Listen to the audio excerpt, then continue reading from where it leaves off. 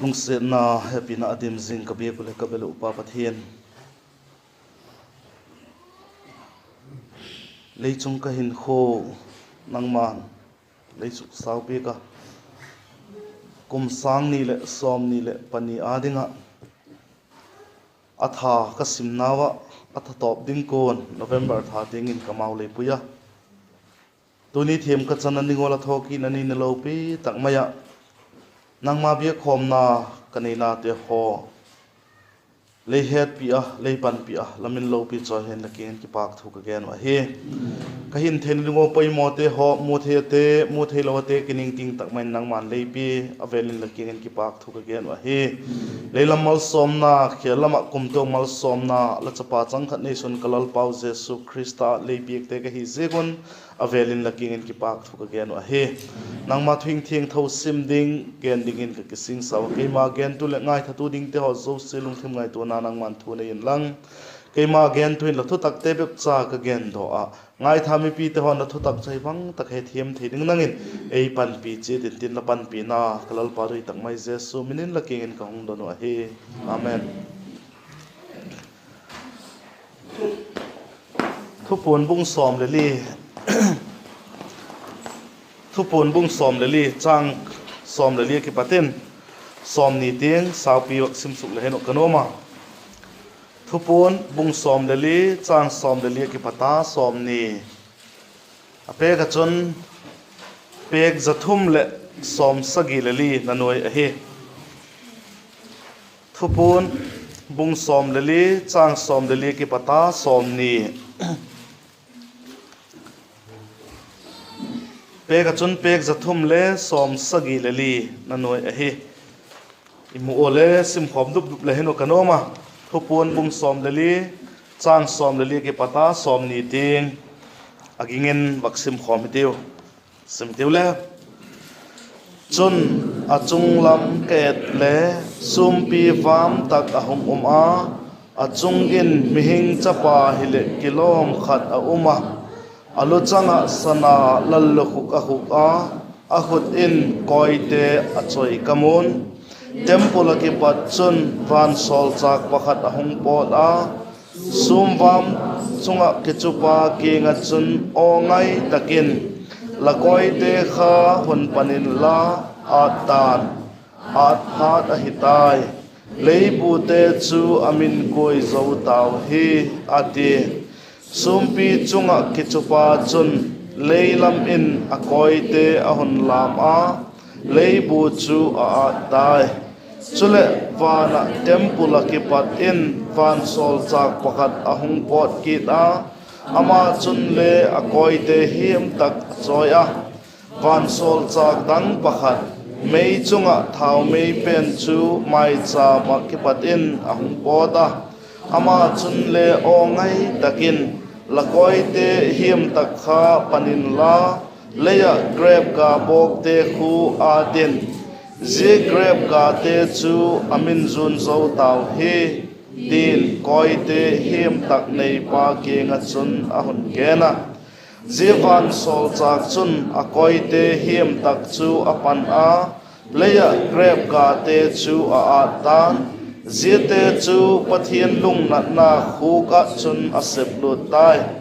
khopi kulpolama oyen sukna khokpi achun asuk taw a ziawayen sukna khuk akipat chun thisan along doka je chun mel zanga ting achum a sakol kam kaina ting in along he the bible chang sim thak naw che them thedin pan chanding chedun malai som pek tan la to jin kalona hin ethopi dengo khong tel chu a hile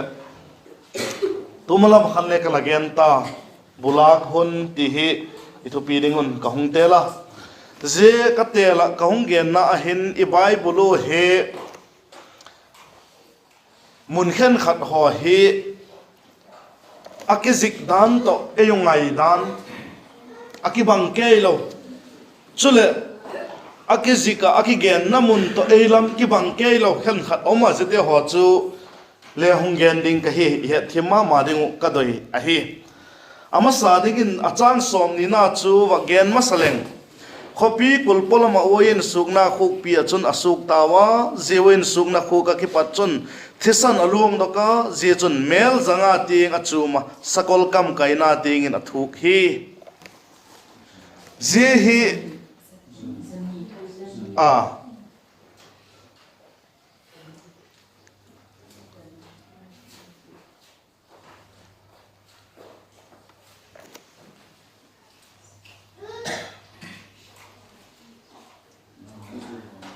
melzani tianga chuma akiti je bible chang hi nangun bangolin la hedi mo ke po ke la ki zil sakna achon hunnung khowel top zonunga tidem ahi lo le pieng thak lo te atiam again da no le ka le mo mal tapo khowel pumpi thisanon chum di sakol kam kai tinga atiu le tizat ma zenga ala ma zenga zigula chuke ela ki ziltil kha hina ngom ki ziltil khadem ke po je hovel cholo ma hi zikin je hin again he hovel pumpi athi san ti chulung jing ding hisam lo hi je chu amasa ka gen masak pen khai het thim na dingo ka wak gen masak thu a hi je he zigula chu god na hing tia thisana god na ding gola ki gen pen ei hil nang wa hil khadem ke po ke la hil kha hi je ko nang le hong hil kha mi mai chon je kha i neu khat het khelom hi ding hi ti kha i het thein ding ko bak gen masak hen den tuni hin tak sakam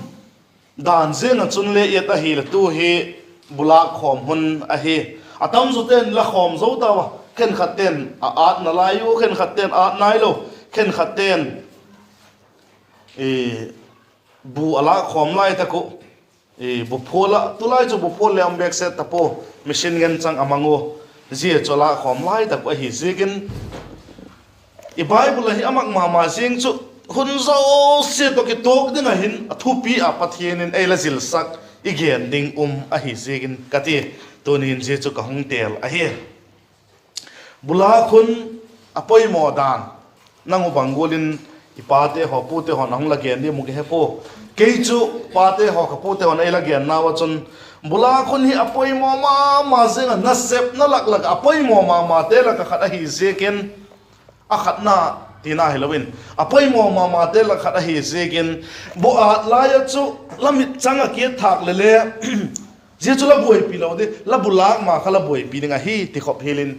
zil sakna ala a hi bulak khom poi modan again na a hi zigol tabanga chun thagau lam thilale bulak kha poi mo ma zin chanchin phagen kha thagau lama bulak na a hi je kha poi mo ma jing a hi ti kha i het min loading a hi bulak hun ka ti chun chanchin phagen hun ka ti na hi zalun rapchar hun gen go hi zona lai ka hi tuizin kala hin eigama hin polta iti takle phalbi hun hi ahin la gam dang adekin Israel gama khun polta khun hi phalbi hi po nipi lai ahi se a Jeremiah bung get na chang som ni na khu en leo chen bula khun la be ding a hita nipi la ki chai ding a hita ati nipi ki chai ding to bula khun ki chai hona gen zomje khu bangje khemitile bula khun kha nipi lai a hi zegen nipi lai khale be kom ding hita bula khun le ki chai ding hita again nok na ala hi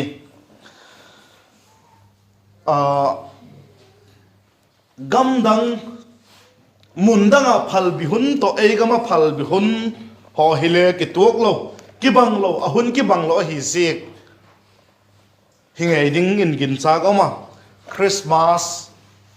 thu jing a hin le mi a heboi atama ma zengo ko chum khen khat ko chum ti ho pol ti hoi gen loading ti a hi hilile he thim ka doina sigin neu chawa gening katin pol khen khat te ho chun Christmas mat anuam pova Christmas mat anop lo na je ku pakhat na achun tu igen pen kha Jesu pin hun la ya chun Israel gam chu phal bilaya hi poi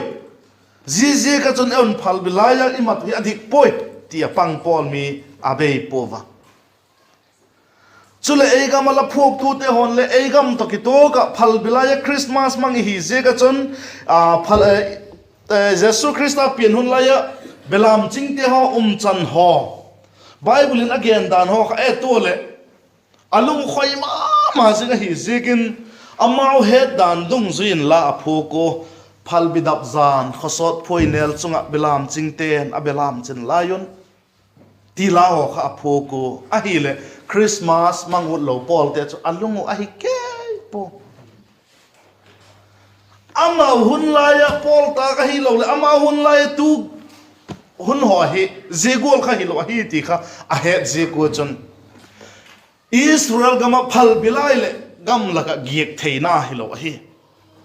vu ke na satalo hui vat talo a hi zekin gam laka gam belam chingte hole giek ngai lo hiu ti ho khovel pilna thiamna the asui do dong zu yo chun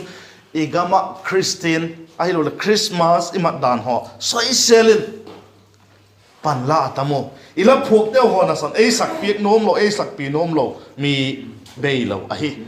zeta ho chu ka boi pi pe na he po ai la imasang cha Christmas hong mang ding hi zekin Christmas message ti ho chu mi gen wangai se selo le phone ho le sim ding adi ma hung do mi nga hi zekin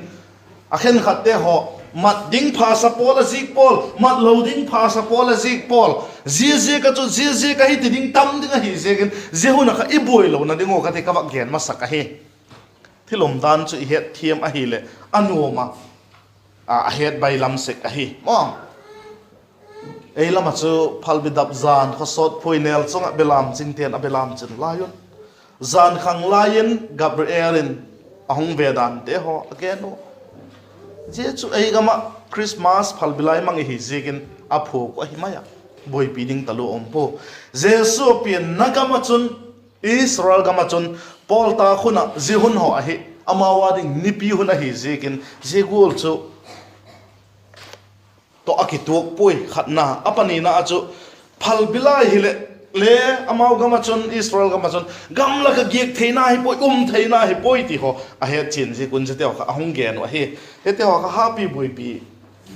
ka go pu nong le la ha boi pi lo mayu pha ka sa khat be ka gen tak sa gola khan Christmas iti tak le Jesus Christa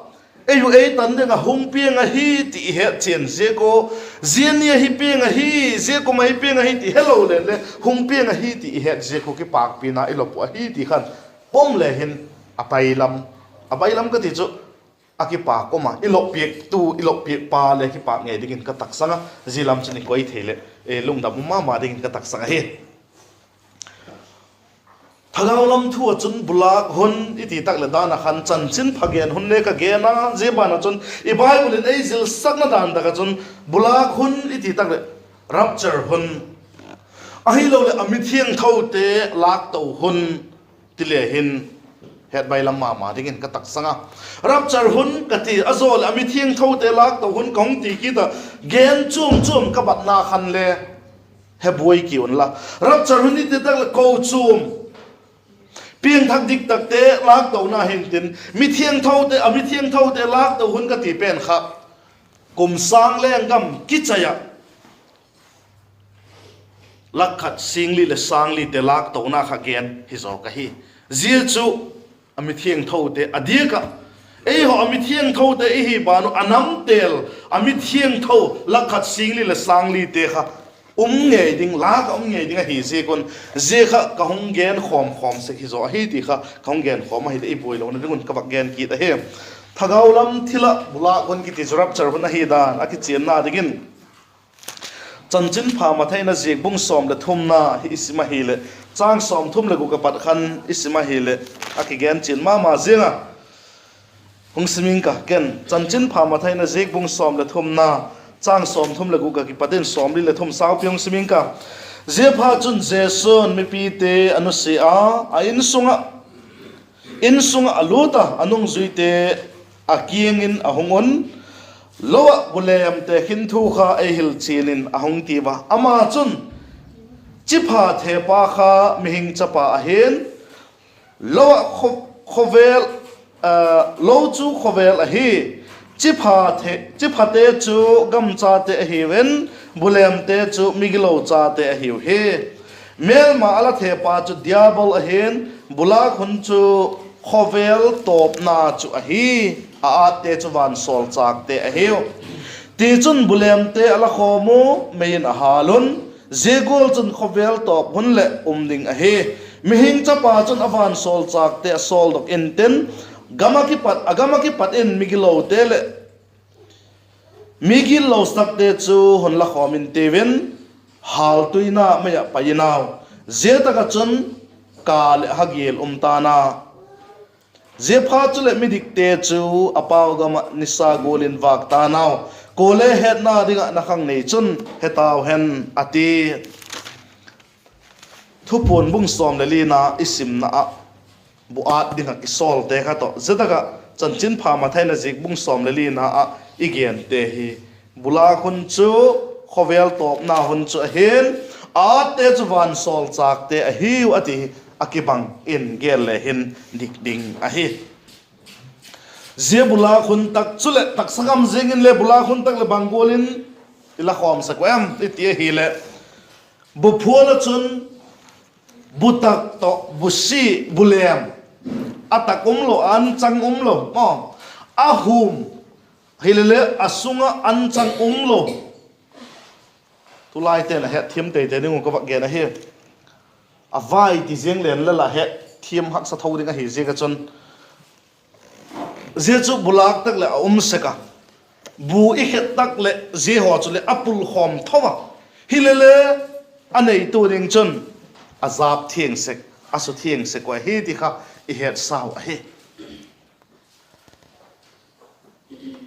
bula khun tak le bulatu te hon azab thieng sekoi ti chu bu phula bula kon khajau sin hei te no aneu lam bu khena kon khalo ten hello mai ding hi wa khok ma sing a hi abang chui ta le kizap chil zo lovin bu panga chun sung lu tin zieng lew le atak ne ding lo a hi zia ka chun ni khat ni le pai a hi tho a final ti te mo I het thiam ding wa chun abula khom kha taksagama chun a final a hi po ine ding a chang lak do kha final I hun ine kha final in gel ding hi tale hen zia alem a hom te ho a si te ho chu a changum dek lon pai a hi tho wa hi ti kha I het sai le avelin he ki ti tin zigol le wa chun rapture ni kho tak le la to yung ni kho tak le rapture a hi tak le ti ti we he thiam dingun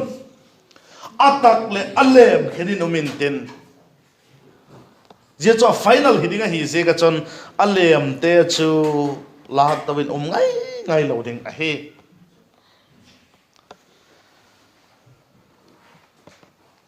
je khel lama chun abulam zo dek digin khat va gen kit na lai leng tuilo bol ngai ten hei tin tuilo chon bui phua lam ten tu line cho the tho kit ta mo I phua ka ti leong dik kit lo zel phu po le mi tin na the le mi tan khok pui ahum ke tak le phai ga ki ti kho aga ma sang si bu to ki banga he I ta hi le mo ake do khun le bu golina ke ka te chun ahung khang deu da ahung lien deu da ahung dang deu da ahung chuom deu da achang dan te hole ahung chuoma aga ahung su nge chu phai bu chu chuom jeng a he ma phai ga ka thina phai bu ka thi kha phai ga ka thina he phai ga I ti ko chuom jeng a he nek theum lo he ma tunin Christian gam in itsenga ko chuomin ikimin voi min le ikhuma hon hong chi zelin tin I na hong kilang deu da vin tin butak chu hong khang deu da vin tin apu te nei te ki pak na ngi deu da vin ga hong song in tin lungdam na ki pak na hiding a hi phai ga chuwang ki pak na hi lo him a hi zegol chu zegol chu hi khak ding lo ma zing a hi ti chu ka wak gen kit no ma I bible in kitchen tak mai na ge na จันจินพามาไทยนะจีบุ้งสอมและทุ่มนาจ้างสอมและทุ่มนาจนบางทีนะจ้างสอมทุ่มและนีนากันทีจันจินพามาไทยนะจีบุ้งสอมและทุ่มจ้างสอมทุ่มและนีนาจน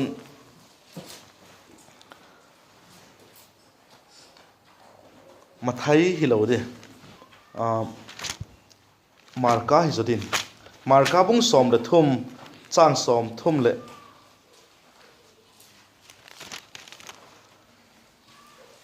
มาร์กาบุ้งสอมและทุ่มจ้างสอมทุ่มและนีอดีตเด็กป่วย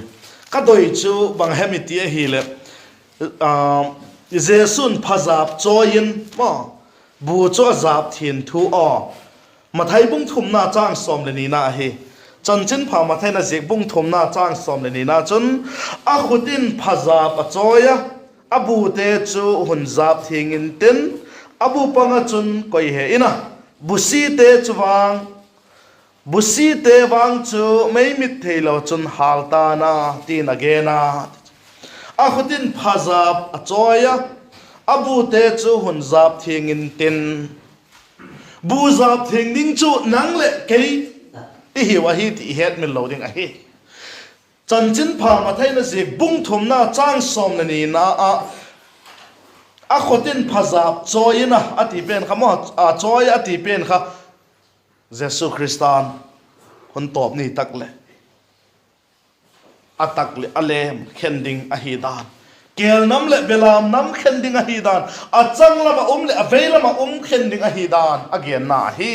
เจียจุกูเตเฮมเข็นดิงจุเลยจุงมิหิงเตเลยจุงมิหิงเต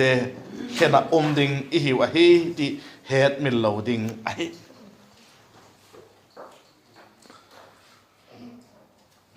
รับจารดิโคตักเลยมิเทียงเท่าเตลากตัวพาตักเลยอเลมจูลากตัวโลไม่ดิงอะเฮเบียกินนิกายขโมตุนเลเบียกินเจซาที่กิขโมตุลายตะกินรับจารตุงตะเลเจจูพาซาปิน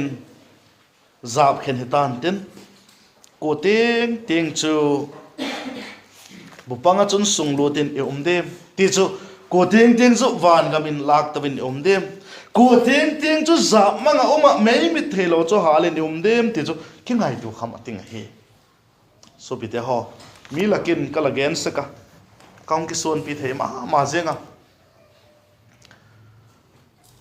ก็อยู่จูรับจารตุงตะเลจักรลักสอมสกีเบกจูลากตะวินมิงกาวที่หอยมีลักก็เกนงับก็ลักเกนขากะเฮไอ้ละจังเลยก็ไงตัวก็เกลก็เกนฮิลดีอ๋อจังเลยอดีตปกติอ๋อที่ก็ไงตัวนานอมสกะนังกายปุ่นละนังกะกิ่งชนะหิมาปุ่นเล่หุ่งตีเลงละลงหัวเล่นานนี่กินนักกุเล่ง่ายตินเล่เดลมังหัวเล่ง่ายตินจะหลอมจะเล่กองตินนมปุ่นไอ้หมาเช็ดยังไงตัวไม่เดียวซาละก็สมสกีตินเบกลากินนุ่มเก่าก็ตินนั่นแหละก็จูสมสกีตินหลักเบกจะหลับปังนะเด้นั่งกินไงตัวไม่กินนุ่งแกนด่างแต่ว่ากินไงตัวเดียวกินไงตัวข้ามาติงมาสึงเฮ้เขียนนี่กิเขียนนี่มอจับที่นี่จูหงตุงไงดิงไอ้งาลาที่จูอีไบเบิลนี่ไอ้แกนะเฮอีไบเบิลนี่แกนสมาเจียนี่เลยหูเจียหุ่นดิงจูกูมันเฮปโอยที่บางจุดเลยเจียก็แกนเจียที่บางเจียเข้มที่เลยขอเวลเจียดานจุนตูกุมสังนี่เลยซ้อมนี่เลยปัญญาดิงจุนกุมตอบดิงกูนะฮิตายDecember หงกาอินดินเจลัมกิเกนมันตลอดไม่เถอะคริสต์มาสตัวกิใส่หัวให้เราเลยดังเกียนดิหงตำดิงหิเซกินมาที่ไงตัวเดียวกุมเตหัวหงตบเจลหิเซกันจนไบเบิลินข้อเวลหงตบดิงที่จุเลยตบดิงหิที่อีเฮ็ดเทนั่นดิงัวไปอมสักไอเว่แล้วตักสั่งว่าไอตัวเป็นเพียงเดียวมั้งหุ่นอเบยเทหุ่นก็ที่จุadaka la beithe ania beithe acholka la beithe atha beithe akuma beithe sakimo ahi ti ding mo ngai simin gel jeng poitiu khovel hum top ding ahi ti chule jete them them chule o ji hun chule top thai jeni chule top thai tuni le hum top ding top jeng ai le khovel top ding ti chule top ding ahi ti het ding toi ahi ti het me lo ding ahi pathianin mo khovel a thili mo om sak mo chi sak hiloi ve thil so se izil ding saka hi je ka chon khovel top ding ki gen pen hele je pen chu rehearsal lo ding hi je kin mo ikingai to ma ding hi kuma ani le hunding hepo di bible nei gen pe ka nang le hepo kan le ka hepo a hin la zini chu hungum ding hi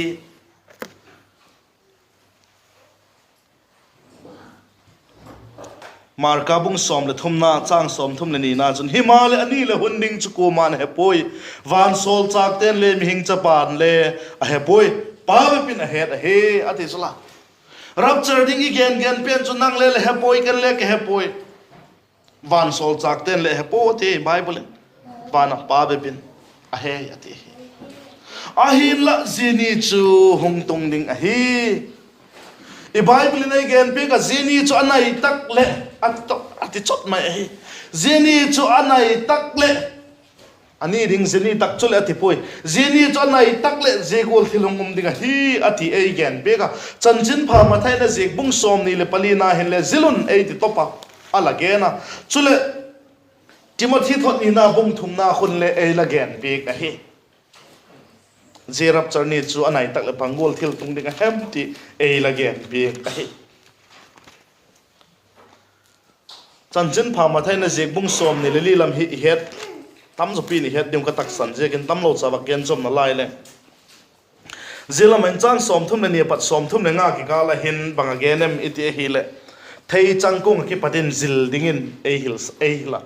je thei chang kung again chu Israel te again na he je thei chang kung ati be hilawa anoi again jom na ti tak jadin ka hil la heu sang som thum ni naung siming ka ti chun thei chang kung ki pathin thil dan ding zilun aba ka hung sela adu te ahung no tak le nipi anai tai til he sekui ati again a zedaga thei chang kung again kha Israel te again na he aba ka hung sela ati pen kha Israel te independent ang hi takol adu ang no tak le nam tha rang hi takol nipi anai tai til he sekui rachana nai tai ti he on 80 na hi ti het mel loading a hi zethil te zegol ma chon zethil te hi la hon mu takol kot kha bula uma hi tai ti hewin 80 chang som thum le li na hin isil ding poi mo ma jeng khat ji ka ti tak zadin ka hil la heu zethil te hi aleng atun ki masi je khang thak te hi beipuna je khang thak te ati hi ko te hem zethil te hi aleng atun ki masi ati zethil te ti chu bang hem chang som thum le pali na ngai to dat angaya mathai bung som ni le pali chanchin pha mathai na jek mung som ni le pali chang som thum le li na a zethil te hi aleng atun ki masi ati chu atung kim ding chu rapture chu hi ti kha het men loading a hi zethil te ti kha rapture gen na hi atung kim ati kha zihun chu hong tun na kha gen he zi khang thak te hi be pona ati khang thak te ti bang khang thak te ko khang thak te tu ayu khang hi gen a hi po zetaga Israel ten independent amu khang mi te kha gen na hi ti kha tam be pi ka gen ta he deu ka tak sang hi Israel ten independent amu hi mei som le li sangkhat zako som li le get akhan ahita sangkhat zako som li le get akipata tuni tenga hin sim to le hin som li le get kum sang ni le pani ki pata chon sangkhat zako som li le get kum som sagi le li kum som sagi le li lam ong heta kum som sagi le li mi tampi adam nalaya lungmon om kum som sagi le li khang vel mi hinalai mi oma pathianin kum som sagi teng kum som ge teng atep towa je chan hi chatin aladam kum ding uthi again po wang phatum tak hi je ka chun kum zawal dam le mi om nalaya lungdam lungmon a hi kalagen seka kapale kum som sagi le ti ho a hi lai khan kate kalagen seka tun ama am ta po abang chui tale ka gen nom chu tu lai khang te ati kha sang khat zako som sagi le ge som li le ge sang khat zako som li le ge khang mi te kha abe masangun rapture tung ding hile kilomin e bible in again a he deka chon ngai tu hi teu ke ngai tu hi teu rapture chu tung ding a he anai tai te chu he thenin ka gen a he Timothy thot ni na bung thum na khole sim lew chen zegol mi te hi hung tam ding hun nu nga chun zegol mi te hung tam ding a hi ti again chet jinga ji again te kha tunin en lew chen a kim tai je hi hata ninu nga te chun hunak saung tung ding a he mi te ch ama be ki he pi te dang kangai na te ki phat sak te lo chal te mi ho siat ching te nu le pa thumang lo te ki pak na chang hello te thieng tho lo te happy na pian pi nei lo te ki ho cham pi thei lo te mi gen siat hat te ki sum thei lo te mi hu ham te phat na doi lo te zo thei te thunungai to lo te ki mi sak te pathian happy sang ama kinok talna ama kinok telna ngai na zote Polambe papathian ngai sak himala thili theina taksang lo te hidinga heu zegol mi te chuki hei sanin ate chot a he so bi te ho gen seng poi te ma ama be ki he pi te dang ka ngai na te dang ka sum le pai pathian ei mal som na te lung oi lo hol ha dik lo le hol ka wak ti le tampi le langai dum ka ging cha van lal sai lovin again tampin langai thak deu king cha mi gama chun farmer te ho billionaire millionaire ho a hiu hen government service te ho mi hausa om theilo hi mi gama government service hausa ki te chu za cha dom ta ka hi ai la e gama pi hin ati chu e gama pi hin farmer ho chu gen thai ma ama zila ma khong government the same te ho a hausa ba millionaire billionaire no mo zeta ka hile insa ze khulasa zela ma khulasa zeta ka huon kilom tak nei ti om na layu ati again zom na ka doi nal ka sak chu an eiru an tia ke chuan an eiru kan ti du lo an eilang kati ati again chu bang gen na hem ti ane gu ya ti wa ken chu ane gu ka ti nom poi ane langui ane ko ki lang hi a ka ti ya ti chala mo athil negu ei po ane ko ki lang hi zile insa ile sa ti hen je chu negu ei po ne lang hi ati wa gena eta ka hi ka wa gen nom chu dang ka ngai na te awak ti na kha pathian ei pek teng lungoi theilo ti tamai chu Zebep chui lo ai mal som na khale ngai tu lo mi ten bang zat amon di mo min bang golin sum ala lu di mo ti boy pi ki sukim la mi bei lo na lai chula zete chu a tak le rapture anai tai ti he on ati chula e bible mo Timothy thot ni na bung thum na chum kangai to se ka hon nu ngai te e BULＡK HUN tu rapture tu kum to BULAK HUN a hin zia kum hung to ba BULAK khom go la hin rapture ni ko tak le ba thagau lam rapture thagau lam BULAK HUN chu hung tung ngai dinga hi ti ngai to thak le hin kan ma jeng a hi chule hun nung tak le Israel te sukmang thai go a Israel te do dinga gam chum hung pang khom ding a hi dan ho e bible ala gen na kit a hi kum sang ni le zakuk vel che ta Ezekiel in alaji Ezekiel bung som thum le giat na khusim lew chen Ezekiel bung som thum le giat na khu isima hi le ala ge nei chu lalpan akingin lalpan ka kingin mihing megok gama gok mesek le tubal gama lalpen te lam chungan amau dem na thu zegolin ka gen he ati alagen su kai chu ei paw hin i again chin chet po sa paw khon en lew chen Prince of Rose kiti umventi zakhu Russia te again na alahi Ezekiel bung som thum le giat na kon alagena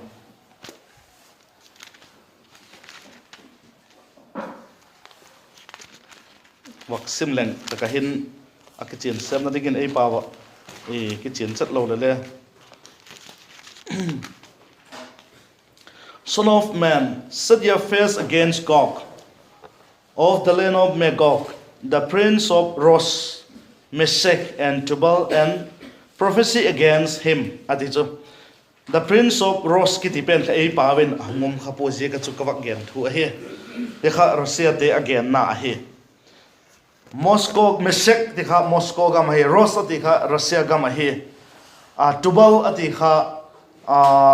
Soviet Union Iran gam akhon gel talehin. Tu Thamasa August September October September hem belakhan Moscow itidim Russia te ho to Iran te ho ahung pan khom dano panahung la khom got dano